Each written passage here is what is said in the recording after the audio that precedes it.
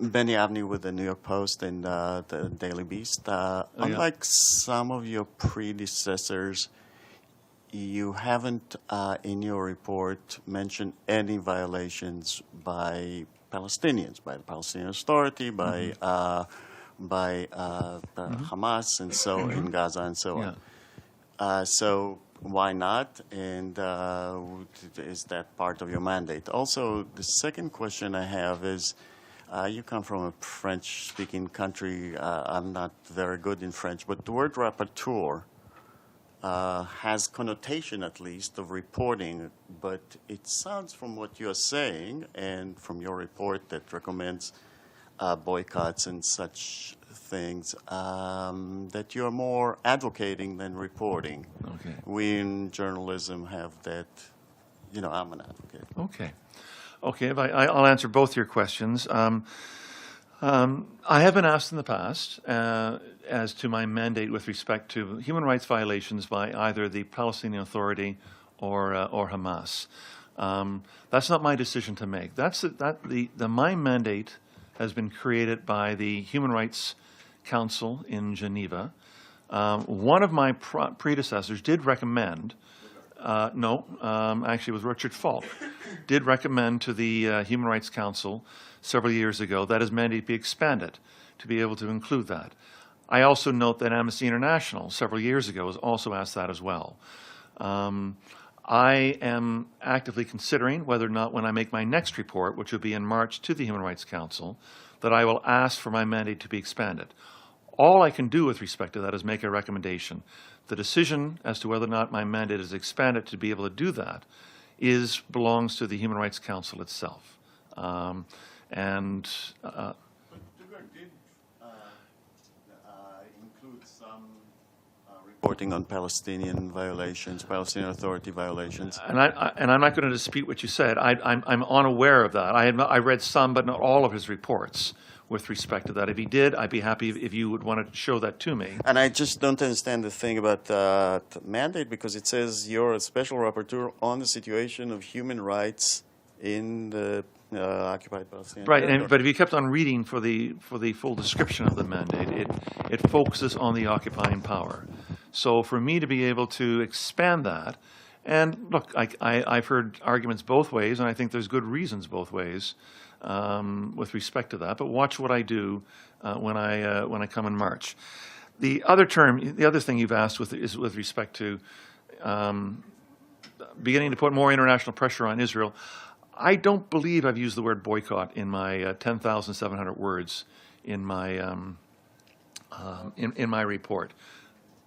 Well, it says you encourage member states to prevent corporations within their jurisdiction from engaging in activities that would invest in or sustain the occupation. That's very much a boycott, isn't it?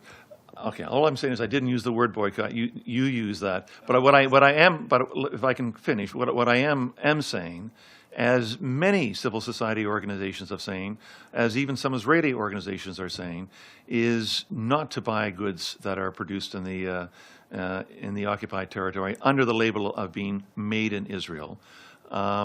Those organizations are there. Those companies or factories or commercial enterprises are there in an occupation, and their status there would be illegal. Fine, but my question was not specifically about boycott or that, but about the actual, what is your job, to report or to advocate? And it seems that most of what you're saying here about the ICJ and so on, and this recommendation is more recommendation than actual reporting. It is reporting, but every single report I make, every single report that every other special rapporteur makes, has recommendations at the end. And they make recommendations that push the envelope forward on human rights, or in my case, human rights and humanitarian law, with respect to the specific situation. If you go back and read the reports of any of my predecessors as a special rapporteur in the occupied territories, they have made a range of recommendations based on IHL and IHRL in ways in which to either improve the situation of the Palestinians living under the occupied in the occupied Palestinian territories, and ways in which to try to encourage or force Israel to try to bring an end to the occupation. If you read UN Security Council and UN General Assembly resolutions, and I'm not saying recent ones, ones going back as far as 1980, and Resolution 476 in June 1980 said there was an urgent need to bring an end to the 13-year-old prolonged occupation. If it was prolonged in 1980, and if there was an urgent need identified by the Security Council to bring it to an end in 1980, what are you to make of an occupation that's now 37 years older in 1950? I think it was an urgent need to bring it to an end in negotiations, and I think that if you don't seem to think that that is the way to go, but coercion is. Well, no. I guess my point is that negotiations have led nowhere. That the continuation of the occupation is largely in the hands of the occupying power. There is a great asymmetrical range of power between the occupying power and the protected people under occupation. Kofi Annan said in March 2002 that there is no conflict in the world where the end goal based on international law is so clear as in the Israeli-Palestinian conflict, which is basically a two-state solution, a genuine state for the Palestinians based on the 1967 borders and the return of the occupied territory to the Palestinians, which includes the West Bank, Israel, and Gaza. And that would have to mean the evacuation of the settlers and the settlements that go with it. When I look at recent statements by the Prime Minister of Israel, he has said on 3 different occasions in recent months, number one, with respect to Jerusalem, East Jerusalem, Jerusalem is ours, united and forever. So there's no intention of wanting to give up on the illegally annexed East Jerusalem.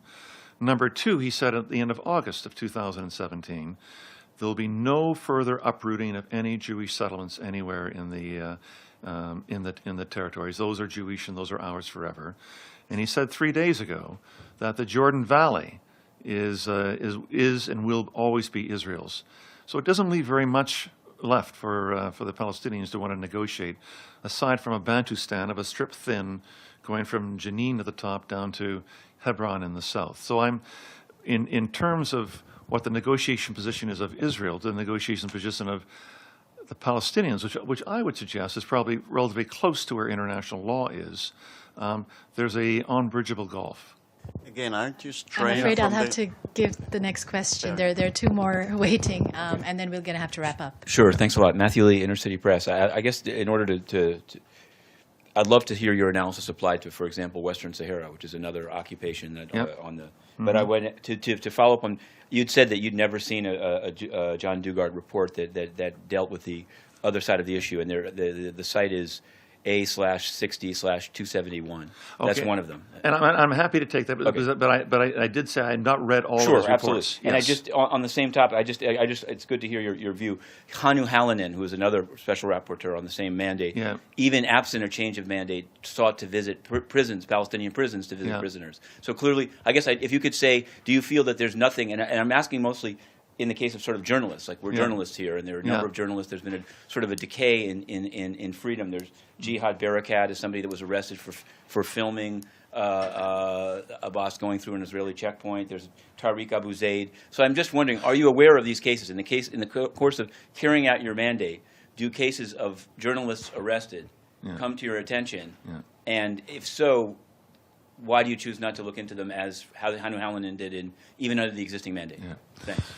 Okay, and you've sparked a new question in my mind with respect to that. I'm happy to go back and see those, and if they have used a creative interpretation that fits within the wording of the mandate, then maybe I don't need to ask for permission from the Human Rights Council. I do know that, as I said, Richard Falk did say he asked for and hadn't received, but I am acutely aware of what goes on with respect to the PA and Hamas.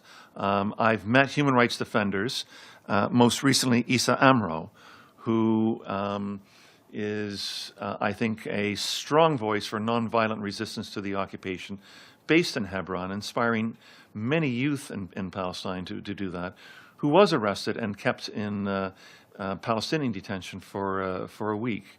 There should be no division with respect to human rights.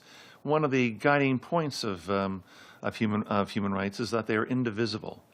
And my intention was to be able to come to a decision and make a recommendation come March when I next appear before the Human Rights Council. But, if at your suggestion of the last two of you, if you think that there are creative ways within the current mandate to be able to do that, then I'm all ears. I'm all ears with respect to that, because no side is an angel with respect to this. And you did ask about Western Sahara. I'm not going to comment directly on Western Sahara, other than to say, Matt, that the four-part test that I've come up with respect to judging whether a protracted occupation would lead the occupier into being an illegal occupant is meant to be a universal test. It is not designed solely and only for the situation of Israel and Palestine. We'll just be able to take one last question, then we have another press conference. Okay, Benny Vansky, Fox News. You work for Benny Vansky, Fox News. Fox News, yes. Yeah, you work for the Human Rights Council, which is very anti-Israel, as everybody knows. How do you think the Israelis can take you seriously when you're appointed by a council that comes up with so many anti-Israeli resolutions and attacks on that country? Secondly, you mentioned BDS as an example of a civil society group. BDS is seen by many as being anti-Semitic. What's your view on BDS? Mm-hmm. And just last point, you say that Gaza is still occupied. Please explain that. Okay. First of all, with respect to the Human Rights Council, I'm appointed by the Human Rights Council, but my position is as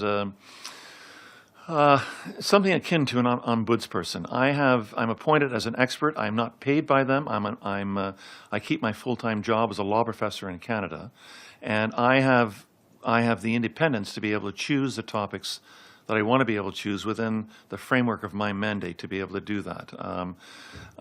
So I'm not employed by them. I don't work for them. I'm not an employee of the United Nations or of the Council. With respect to the Human Rights Council being anti-Israel, I think I've answered that already, but I'm happy to repeat the answer. Item 7, the permanent item 7 on the agenda of the Human Rights Council, is there not with respect to Israel, with respect to the Israeli occupation of the Palestinian territory. And as long as Israel occupies, and I'm suggesting occupies illegally, someone else's territory in defiance of 40-plus resolutions of the Security Council, 100-plus resolutions of the General Assembly, and rulings from the International Court of Justice, there will probably be a continued focus at the Human Rights Council and at the United Nations until that ends.